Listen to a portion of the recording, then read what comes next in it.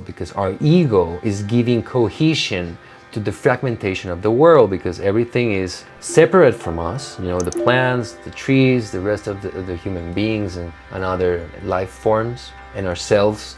We feel we are something different, and that's true. We are part of a world that is fragmented, but that is not the entire picture. The entire picture also involves that we are part of everything, and we are united, and we can experience in our minds that unity as we can experience ego. It's not something far-fetched or imagination or fantasy. It's just a mechanism of the mind that's there for us to use it that way, but we don't know how.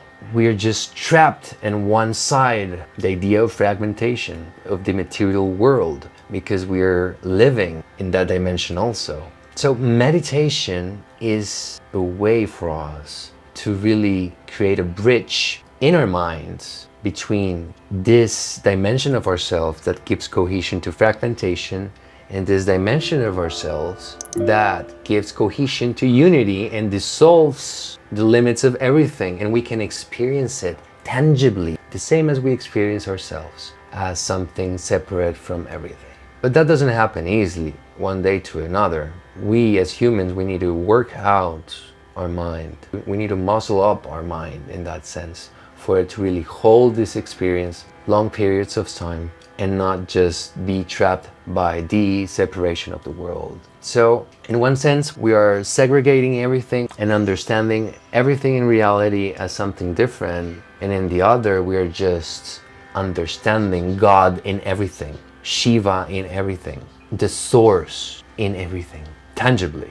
And obviously it's mesmerizing if you can get there. And it's a phenomenon that gets stronger when you delve deep in it and grows. So knowledge and consciousness. Knowledge is something out of the dimension of the egoic world of fragmentation, and helps us relate to this fragmented world and work with it. But it has nothing to do with consciousness. When we have anchored our consciousness, it's just consciousness, because knowledge is fragmented. It's something we understand, it's information that we organize and categorize and contrast to understand. We relate information one to another, we contrast information, and we create knowledge. But that's a closed world, and sometimes it is so close that people cannot go beyond that.